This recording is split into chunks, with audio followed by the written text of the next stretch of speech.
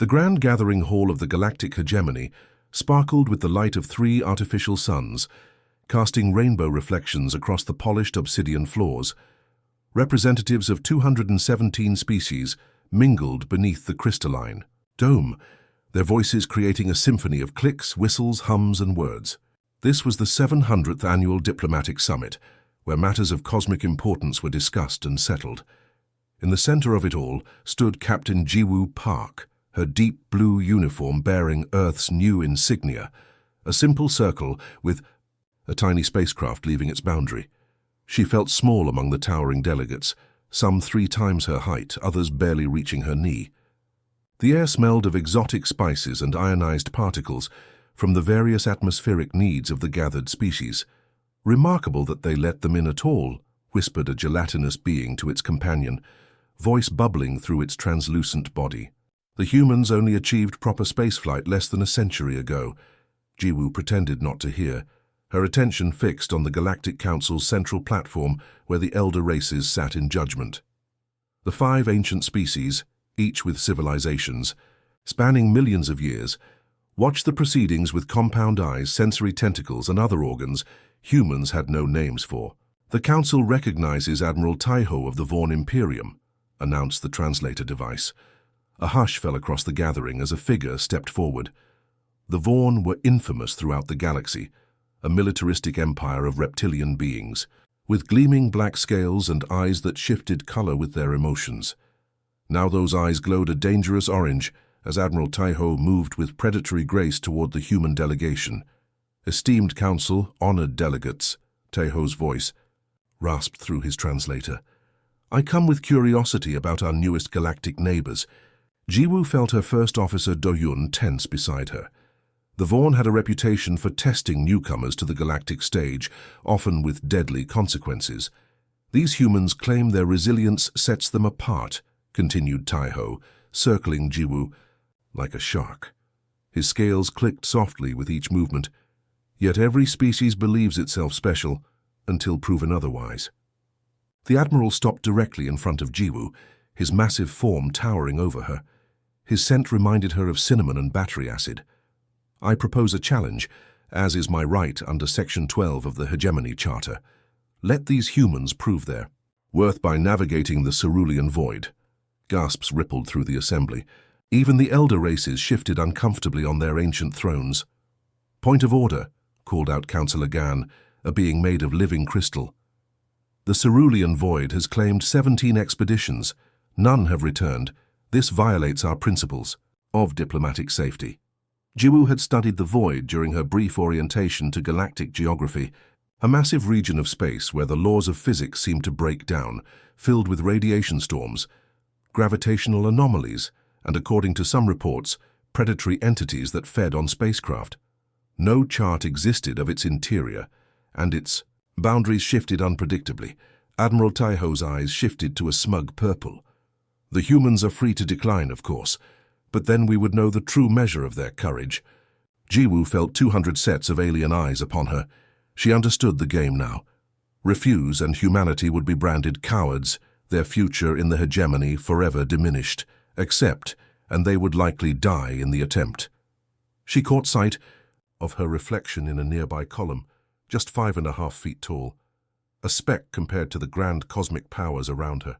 Yet something burned in her chest, a feeling she recognized from Earth's history books, the same feeling that had driven humans to cross oceans in wooden boats, to climb mountains in freezing air, to walk on their moon with technology less advanced than a modern kitchen appliance. "Captain Park," warned Elder Turu, oldest of the council, his 12 eyes blinking in sequence. "Consider carefully. No one will think less of your species for declining what amounts to a suicide mission, but Jiwoo had already made her decision." She stepped forward, her boots echoing in the sudden silence. "The starship Heichi and her crew accept the challenge." Her words fell like stones into still water, creating ripples of shock across the assembly. Admiral Taiho's eyes briefly flashed white, surprise, before returning to smug purple. "Captain, I must caution against this," whispered her science officer Minji, her voice shaking. "The void contains temporal distortions, radiation unlike anything in our databases. Not to mention the Void Phantoms, added Doyun. The Andromedan delegation told me they dissolve ship hulls just by passing through them. Jiwoo nodded at her. Officers but kept her eyes locked on Taiho's. We accept the challenge. Provide us with whatever data exists on the Void, and we will depart within 3 cycles. The council chamber erupted into chaos. Delegates argued, some protesting the cruelty of the challenge, others placing bets on how quickly the humans would perish. Through it all, Admiral Taiho and Captain Park maintained their stare-down, neither willing to break first.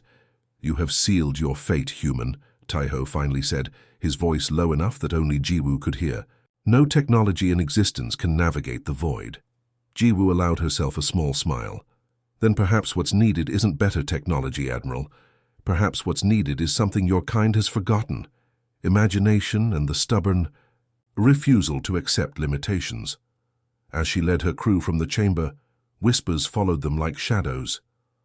The Council's diplomatic AI calculated their survival probability at 0.00073%. The Vaughn delegation was already planning the celebration of another species put in their place, but aboard their ship that night, as Captain Park shared the news with her full crew of 207 humans, not a single one requested transfer. Instead, they began working immediately, pulling up stellar charts, reinforcing shields, modifying sensors to detect the undetectable. They think we'll fail, said Engineer Hyun as he recalibrated the quantum drive. They think we'll turn back at the first sign of danger. Captain Park looked out at the stars, so different from the constellations of Earth, yet somehow just as beautiful. Then they've made a grave mistake, Hyun. They've never met humans before. The starship Heichi hung in dry dock at the edge of the Galactic Hegemony's central hub, unlike the sleek crystalline vessels of the elder races or the living bioships of the morphs. The human craft looked almost primitive, all angles and practical design. Workers swarmed across its hull like busy ants, reinforcing sections, adding equipment, preparing for what most considered a fool's errand. Captain Jiwoo Park stood before her assembled crew in the ship's main hangar, her expression calm despite the impossible task ahead. I've called for volunteers only, she announced, her voice echoing through the cavernous space. Anyone who wants out, now's the time. No questions asked, no marks on your record. Not a single person moved. 207 humans standing at attention, their faces reflecting the same stubborn determination. Then let's get to work. We have 14 days before we enter the void. The crew dispersed with purpose, but Jiwoo gestured for 2 people. To remain. Dr. Minho, the ship's xenobiologist, was tall and thoughtful, his hands never quite still. Engineer Hyun was his opposite, compact and energetic, her mind always 3 steps ahead of her mouth. I need unconventional thinking, Jiwoo told them. The void doesn't follow our rules of physics. We can't fight it with standard approaches. Dr. Minho nodded, pulling up holographic data on his wrist device. I've been studying the limited reports from previous expeditions. The void entities, they're not just random energy patterns. They respond to stimuli in ways that suggest intelligence. You think we can communicate with them? Jiwoo asked, surprise evident in her voice. Maybe not with words, but possibly through patterns of energy, light, or even sound. Engineer Hyun was already calculating. I could modify our shield harmonics to create pulses in specific sequences.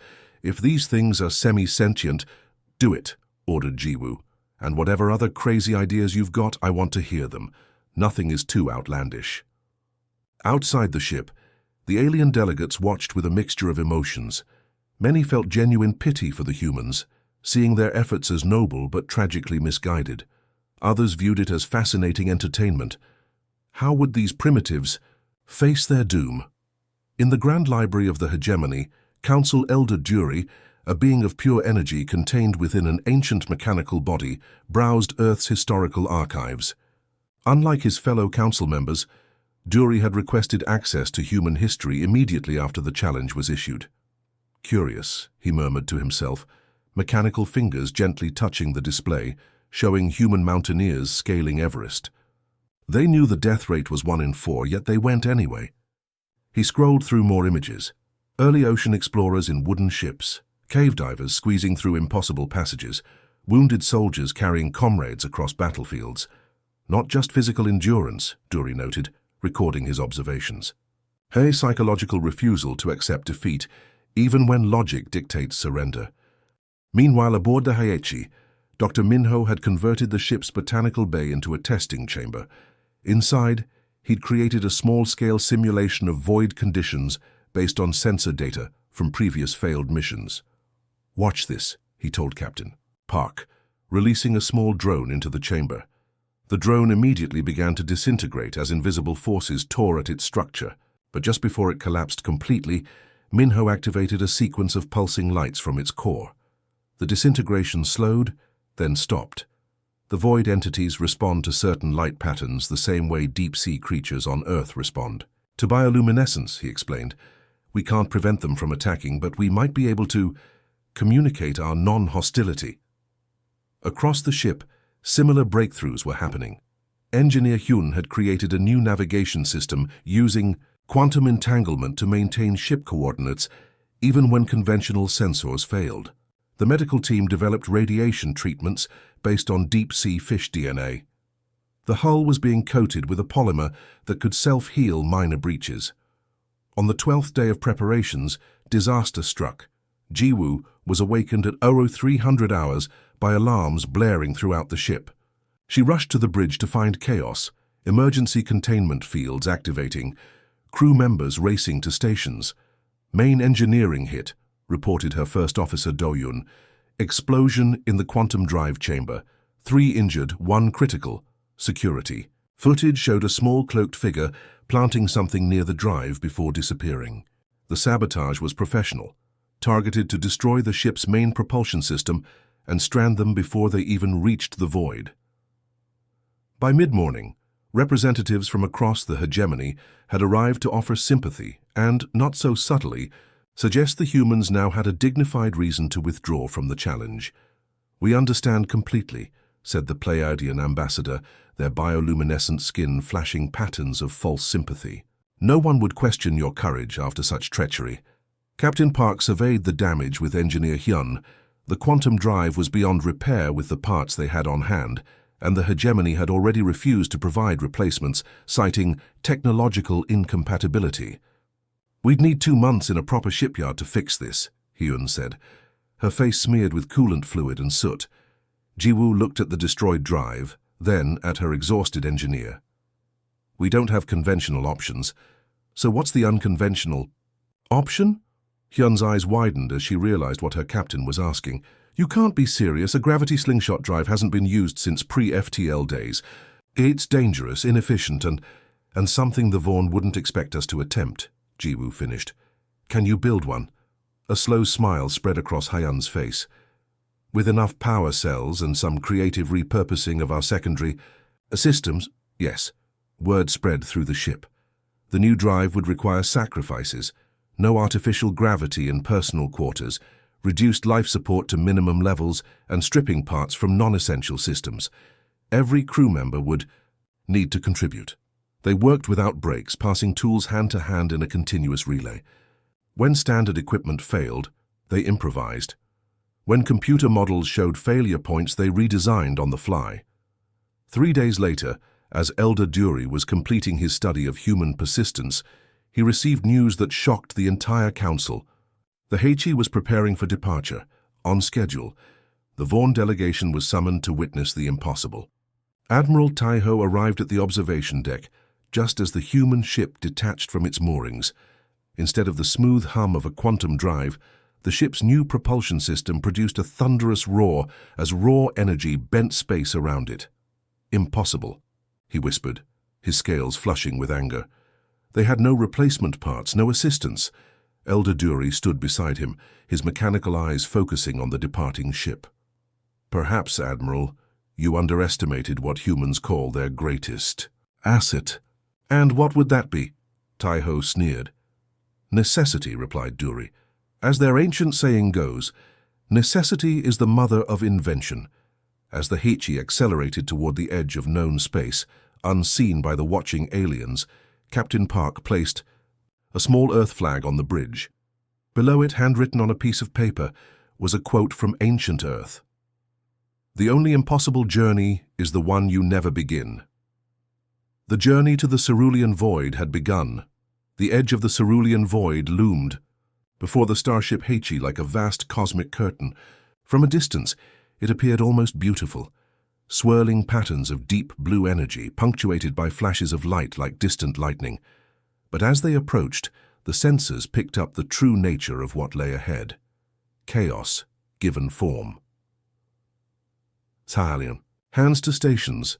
Captain Jiwoo Park's voice rang through the ship. Void boundary in 3 minutes. On the bridge, the crew worked with quiet efficiency. Navigator Junho's fingers danced across his console, plotting their entry vector. At weapons control, Sunmi kept the defensive systems primed. Dr. Minho monitored the void entity detection grid he'd designed, while engineer Hyun made final adjustments to the makeshift gravity slingshot drive. "Remember," Jiwoo said, her voice steady, "we're making history today. First one's in, first one's out." The ship crossed the boundary. For a moment, everything seemed normal. Then reality itself shuddered. The viewscreen filled with impossible colors. Colors no human eye had ever seen before. The ship groaned as space-time warped around it. "Gravitational anomaly dead ahead," called Junho. It's not behaving like any gravity well I've ever seen. Instead of pulling them in one direction, the anomaly seemed to tug the ship in multiple dimensions at once. Metal creaked and flexed in ways it wasn't designed to withstand. "Adjusting course," Junho responded, sweat beading on his forehead. "Conventional navigation is useless here." He switched to manual control, flying by instinct and the limited visual data available. The ship lurched, then stabilized as they skirted the edge of the anomaly. They'd barely recovered when the first radiation storm hit. Unlike normal space radiation, this came in pulses that seemed to target electronic systems specifically. "We're losing main computer functions," reported Communications Officer Yunha. "Navigation, life support, and shields all dropping to critical levels." Captain Park's response was immediate. "Implement protocol analog, now." Throughout the ship, crew members sprang into action, executing the contingency plan they'd drilled dozens of times. They switched to mechanical backups, physical switches, manual valves, and basic circuitry hardened against radiation. In the IE engine room, Hyun's team disconnected the drive computers, controlling the reaction manually with physical gauges and levers. "Like driving a submarine from the 20th century, Hyun muttered as she adjusted the matter-antimatter flow by hand. "But it works." The storm passed, leaving them intact but damaged.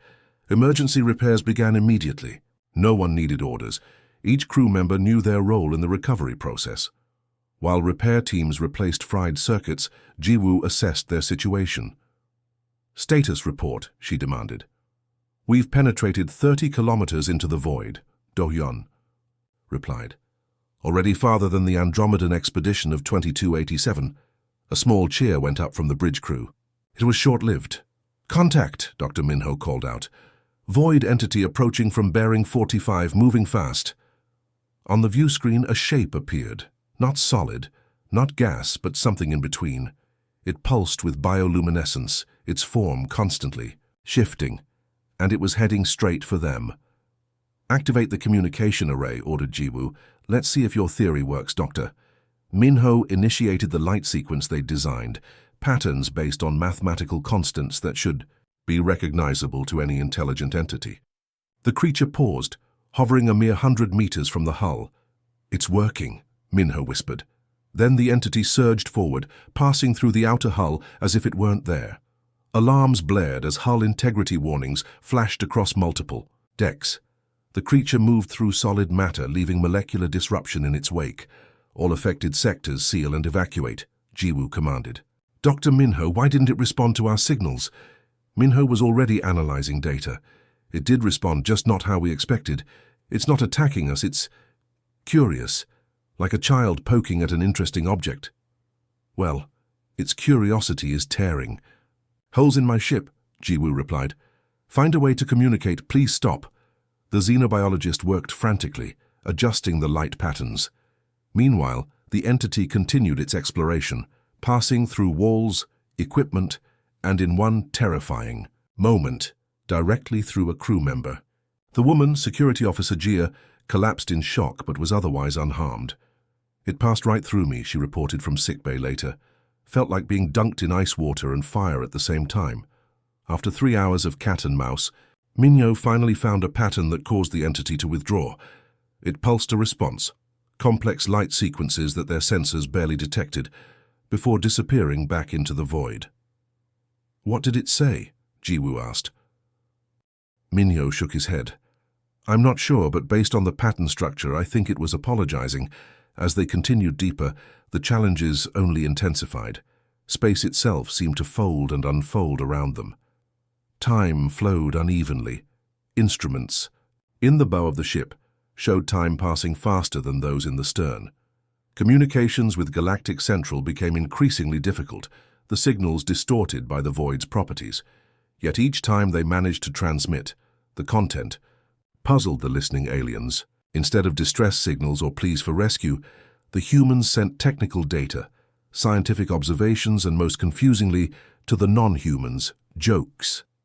Did you hear about the astronaut who stepped on a scale in a black hole? Came one transmission from Communications Officer Yunha. He had massive weight issues.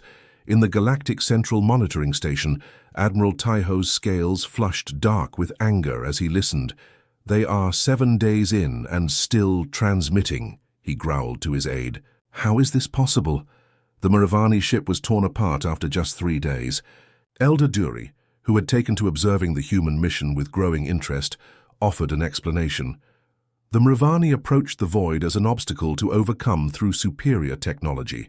The humans are approaching it as a puzzle to solve, through adaptability.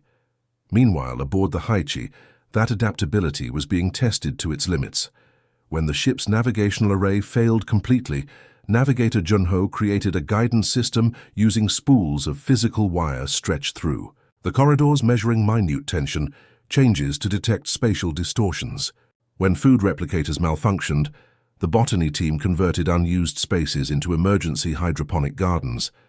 When radiation sickness affected a third of the crew, those still healthy worked double shifts without complaint. On the 15th day, they encountered a phenomenon that defied all explanation, a space where all light simply stopped. Not absorbed, not bent, but frozen in place like insects in amber. We can't go around it, Junho reported. It extends at least 20 light-years in all directions. Captain Park studied the readings, then made a decision that stunned even her own crew. We go through it. Captain, Dohyun protested, we have no idea what will happen to the ship, to us, when we enter an area where light itself cannot move. Jiwoo smiled grimly. Then we'll be the first to find out. She opened a ship-wide channel. All hands, this is the captain. Prepare for condition. Ultra. We're about to enter uncharted territory, even for the void. If physics breaks down completely, remember your training. Focus on the mission. We go together. We come back together. As the Hichi plunged into the lightless zone, back at Galactic Central, the monitoring equipment showed their signal vanish. Admiral Taiho permitted himself a satisfied smile. Finally, he said, it seems even human stubbornness has its limits. Elder Duri remained silent, his mechanical eyes fixed on the empty data screens. Unlike the Admiral, he had studied humans, enough to know better than to count them out. When the signal returned 26 hours later, the Hichi was deeper into the void than any ship had ever penetrated. The crew was exhausted but alive. They had navigated the impossible darkness by creating a sonar-like system, bouncing carefully controlled energy pulses off the unknown and measuring the return. We've crossed the halfway point, Captain Park reported in their next transmission. Heading for the far boundary. Will the welcome party please have coffee ready? Over. In the monitoring station, Admiral Taiho's scales had turned pale with shock. Day 23 in the cerulean void brought an eerie calm. The starship Hichi had survived storms of negative mass, predatory entities with appetites for metal, and pockets of space where time flowed backward. The crew moved with the practiced efficiency of veterans, despite the haunted look in their eyes from weeks of minimal sleep and constant danger. 2/3 point coming up, Navigator Junho announced, his voice hoarse from the thin air. Life. Support was running at minimum to conserve power. Longest recorded survival in the Void's history. Captain Jiwoo Park nodded, hiding a wince. Like everyone aboard, her body showed the strain. Weight loss, radiation burns healing slowly on exposed skin, and muscles weakened from fighting against random gravity fluctuations. But morale remained high. They had accomplished the impossible. Already, the exit was almost in sight. Send the update to Galactic Central, she ordered Communications Officer Yunha. Include our navigational data and Dr. Minho's latest findings on void entity behavior. No one noticed the small distortion forming directly ahead. Unlike previous anomalies, this one didn't register on their modified sensors. It was something new, a ripple in reality itself. Engineer Hyun was the first to sense something wrong. Deep in the bowels of the ship, the makeshift gravity drive began to vibrate at a frequency that made her teeth ache. "Bridge, this is engineering," she called. "We're getting some strange readings down here." The ship hit the distortion. Reality shattered. Later, survivors would struggle to describe what happened next. The fabric of space seemed to fold around the ship, like an origami master working with paper. Metal screamed as hull plates were compressed into impossible angles. Crew members watched in horror as solid walls rippled like water.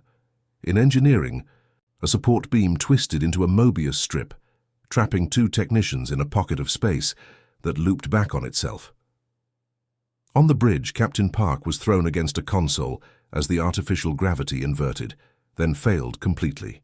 Blood from a deep gash on her forehead formed perfect spheres in the 0G, drifting like tiny red planets. "Emergency protocols," she shouted over the cacophony of alarms. "All hands, brace for—" The ship broke apart. Not like conventional destruction, the Haichi separated into sections that existed in slightly different dimensions from each other. Crew members in one section could see ghostly images of others just centimeters away, but unreachable across the dimensional barrier. When the chaosy finally settled, the toll became clear. 3 crew members gone, simply erased from existence. Dozens injured. Captain Park herself lay unconscious in sickbay, her breathing shallow, internal injuries threatening her life. First Officer Do-hyun took command, gathering the surviving officers in what remained of the conference room. The holographic projector flickered weakly, showing their position in the void. "Main drive is completely gone," Engineer Hyun reported, her voice flat with exhaustion. "Hull breaches on decks 3 through 7. Life support failing. We have maybe 48 hours of breathable air." The silence that followed was heavy with unspoken despair. A signal pinged on the damaged communications array, a direct transmission. "From Galactic Central. Starship Hichi, this is Elder Dury of the Galactic Council," came the mechanical voice. "We have monitored your situation. Your courage is commendable, but the Council has voted unanimously to end this challenge. We are dispatching emergency extraction vessels with technology capable of entering the void safely. Hold position and await rescue." Do-hyun looked at the tired faces around him. The rational choice was clear. Accept the rescue, return as heroes who had survived longer than any previous expedition. No one would question their courage. At Galactic Central, Admiral Taeho was already preparing a statement acknowledging the humans' valiant but ultimately futile effort. The Vaughn delegation had ordered rare intoxicants for their celebration. The betting pools were being settled. In sickbay, Captain Park regained consciousness briefly. Despite the doctor's protests, she insisted on speaking with her officers. "The mission," she whispered, her voice barely audible. "How far to the boundary?" "Approximately 5,000 kilometers, Dr. Minho told her. "But Captain, the ship is dead. The Council has offered extraction." Her eyes closed, and for a moment they thought she had fallen unconscious again. Then, "No extraction, complete the mission." "That's impossible," Hyun said gently. "There's no way to—" "On foot," Park interrupted, her eyes opening with surprising clarity. "Environmental suits. We walk." The officers exchanged glances of disbelief. Walk through the void, through open space, through reality-distorting phenomena that had torn apart a starship? It was beyond madness, but Captain Park wasn't finished. "Dr. Minho, your theory about the void, tell them." The xenobiologist hesitated, then activated his personal data device. I've been analyzing our encounters with the void entities and the nature of the anomalies we've experienced. They're not random. There's a pattern, a response to our presence, I believe. The cerulean void itself is sentient, or at least semi-conscious. Displays showed his collected data. Wave patterns from the entities, the timing of gravitational anomalies, even the dimensional distortion that had just crippled their ship. It's like an immune response, he continued. The void perceives ships as invasive bodies and creates antibodies, the entities, and fever-like reactions, the storms and anomalies to expel them. If it's conscious, Do-hyun asked, can we communicate with it? Ask it to let us pass? I've been trying, Minho admitted. The light patterns were a start, but they're too simple. We need direct interface with the dimensional fabric itself. From her bed, Captain Park fixed them with an intense gaze. So we give it what it wants, no more ship, just us in direct contact, human to whatever it is. The plan that emerged was either brilliant or suicidal. Using the remaining functional environmental suits, enhanced with technology salvaged from the wreckage, a team would attempt to reach the void's boundary on foot, not by walking in the conventional sense, but by using miniaturized gravity manipulators to pull themselves through space. Engineer Hyun worked feverishly to modify the suits, attaching pieces of communication equipment, life support systems, and propulsion units held together, with emergency sealant and, in some cases, actual wire twisted by hand. They looked like deep-sea diving suits designed by a mad scientist, she admitted as the team prepared.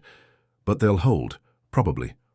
Dr. Minho, meanwhile, had created a neural interface that would attempt direct communication with the void itself. The device strapped to his forehead would translate his brainwaves into energy patterns that might be recognized by the conscious dimension. With Captain Park too injured to join them, First Officer Do-hyun would lead the team of 12 volunteers. The remaining crew would stay with the ship wreckage, conserving oxygen until either rescue arrived or their comrades succeeded. As the team prepared in the airlock, a final transmission arrived from Galactic Central. This is Elder Dury. Our sensors indicate you are preparing for EVA.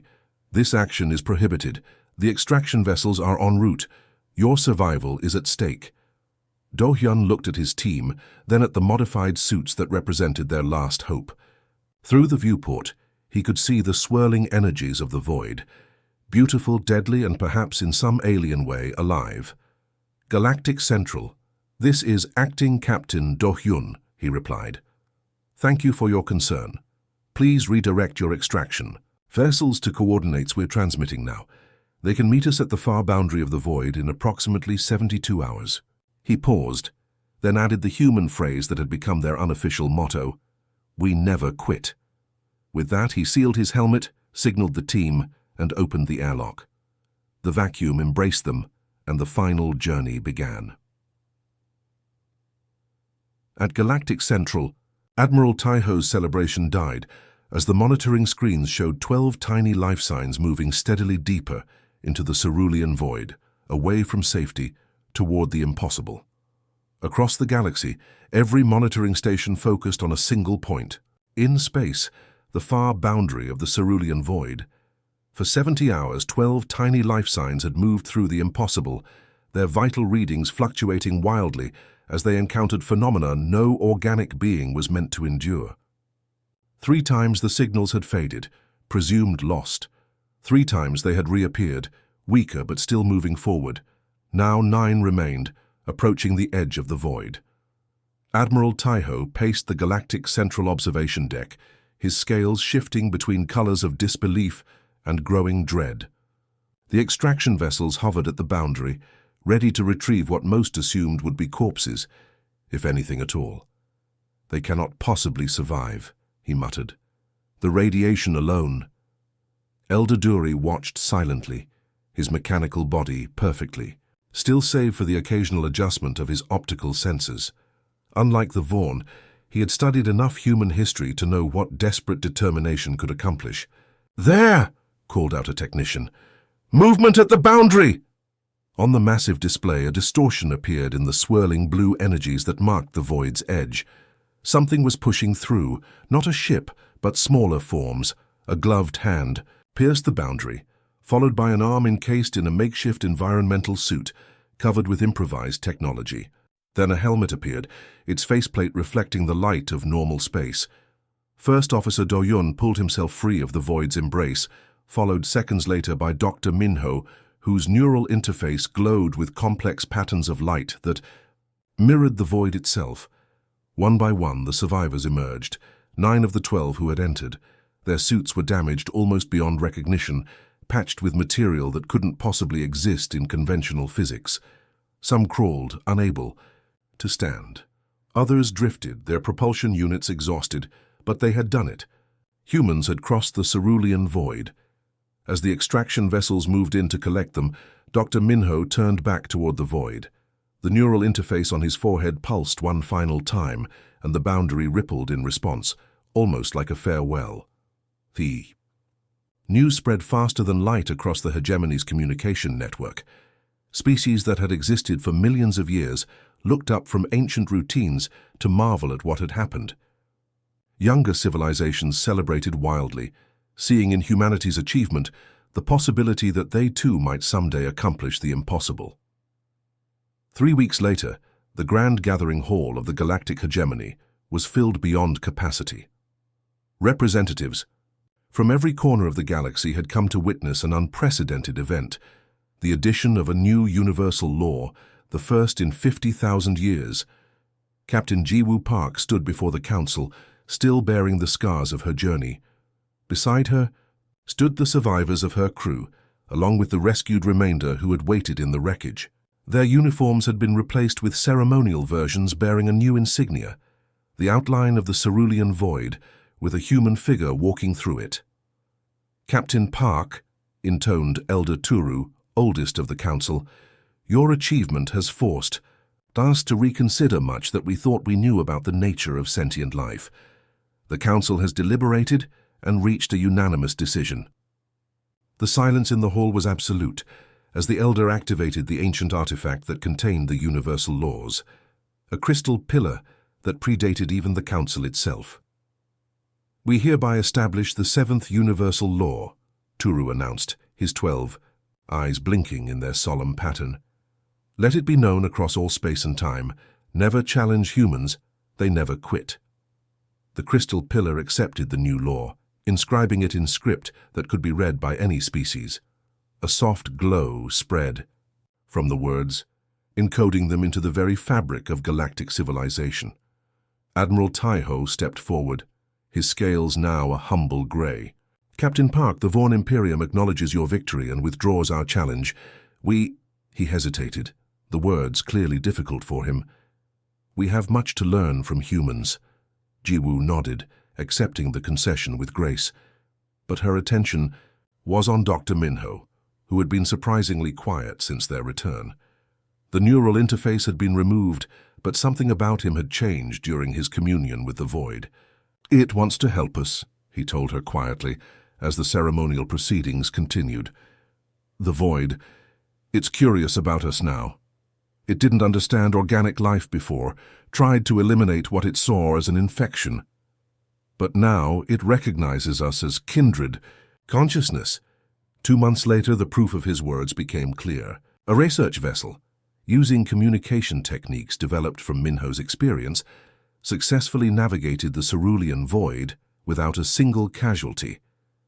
The ship emerged with data that revolutionized understanding of dimensional physics and space-time manipulation. The void, once the greatest barrier to galactic exploration, became a highway.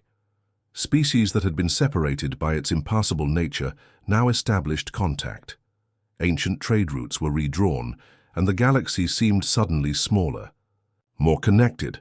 At Galactic Central, humanity's status rose with unprecedented speed. Other species sought human guidance for challenges they had long considered hopeless. Human creativity, combined with the ancient knowledge of the elder races, solved problems that had persisted for millennia. Captain Park recovered from her injuries, found herself appointed to the Galactic Council's Advisory Committee, the first representative of a young species ever granted such an honor. On her first day in the new position, she found Elder Dury waiting for her outside the chambers. "I have a question, Captain," the ancient being said, his mechanical voice somehow conveying curiosity. "What would you have done if the neural interface had not worked? If the void had remained hostile?" Jiwoo considered the question carefully. "We would have tried something else, and if that failed, something else again. Until you succeeded or died trying," Jury noted. "Yes," she answered simply. The elder's mechanical eyes adjusted, focusing more intently on her face. "In my 5 million years of existence, I have observed the rise and fall of 17 major galactic civilizations. The elder races have guided the younger ones, preserved knowledge, maintained order, but we have grown cautious, conservative." He gestured toward the council chambers, where representatives of species older than humanity's entire existence debated matters with glacial deliberation. "We recognized something when you crossed the void, Captain. Something we had forgotten. The hunger to push beyond established limits. The refusal to accept impossible as an answer. The elder races were like you once, but that fire has dimmed over the eons." Jiwoo understood what he was saying. "You think we might rekindle it?" "I know you will," Dury replied.